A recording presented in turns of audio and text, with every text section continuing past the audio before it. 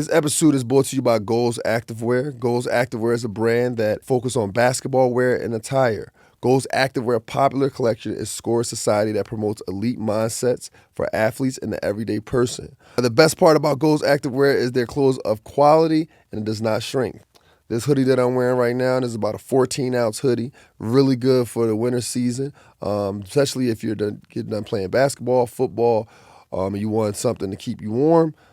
Goals Activewear has a hoodie for you to take care of all your needs. If you're looking for a gift or you want to remind someone to keep an elite mindset, go check out goalsactivewear.com. Let's get back to the show. Earlier on, you mentioned about like when you get bad contracts and the promoter puts you on a card for his big fighter and then he pretty much pay out his other fighters, right? Question I want to know, well, something I always wanted to know. Because you guys are fighting for years, and to get your big break, it takes a while, right? What does a big break look like financially? Like, when you say you're an undercard guy. Oh, undercard, and you're not making no money. You ain't making no money. I'm gonna be honest. Any guy that tells you he's making money on undercard, that's not really the case. Give me a number range. Like, number range as far as he's making money? Yeah, like 10,000 no. 20,000. No, undercard, like even big fights, like Canelo card, a guy may make like 8,000 that night. He got to still pay out people with that 8. I'm about to break down this percentage. Watch this. Go for it. So no matter what percentage, no matter what you make, you always have to give a manager somewhere between 20 to 33%. 33.3% is the limit of what they can take. So 33.3% is that's negotiable, right? It's negotiable, but most of the time, a lot of times it's not negotiable.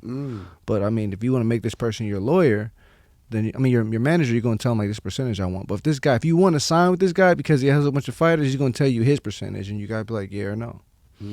So 33.3%, 20% maybe. Now you're a head coach, you get anywhere between 12 to 15%. Your second, 8 to 10, and then your cut man, 3 to 5. Now you got all them percentages coming out. You still got to pay the taxes on that. Yeah. And a lot of times fighters don't know. Don't pay a coach in cash because once you pay him in cash, you're paying taxes on the money as if you didn't even pay him. Wow. If you do pay him in cash, make him sign a W-9 form, and you're good to go. But otherwise, like putting you in a bad situation, that builds up. It ain't nothing right there. But eventually, after 5-6 years of that, you're gonna get a message like a letter from the IRS saying you owe this much money, and you're like, how? I've been paying all these coaches this much money.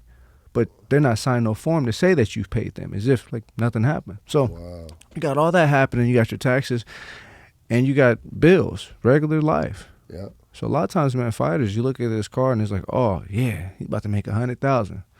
Hold up, he had a 25,000 front for training camp, so now it bumps it down to 75K. Now, the matchmaker's gonna get maybe 8,000 out of that. Right. So that bumps you down to what? Now you have like 63 something maybe. Then you have to pay your head, your cut man, your third. You probably left with from there like maybe 30 something, if that. Right. And then you got your taxes and you got bills. And you want to celebrate afterwards, if that. Like no. Very true. So the thing is with fighters, like, you sign this contract, but they don't understand what they're signing for. When I say bad contracts, it's bad because you don't know what you're really about to walk away with. Once you sign this, you're signing for this number you think is there, and it's not. That's what they don't tell you. It's like they dingle it in front of your face like a fish hook. Like, bite for it. And once you bite, as a fish, they're about to pull you out the water. But as you coming up out the water, all the money's coming. All the money's just falling out. By the time you get out the water, you got maybe like $30,000 out of that $100,000. Shit. But and it got to stretch too because you ain't having enough. You're not fighting 10 times a year. No, but that's where you see guys just constantly busy. So I'm not gonna say any names, but you see guys. It's like, why is this guy fighting? He got loss after loss after loss. He's trying to obtain that check, and he shouldn't be fighting. He's a great fighter. His time is over with though. Like he need to go ahead and just start coaching or getting the management business. But why are they still calling this guy to fight? And this guy is like he's known for being in wars. Or just journeyman fighters is known for being in wars. It doesn't make sense. At this point, it's blood money.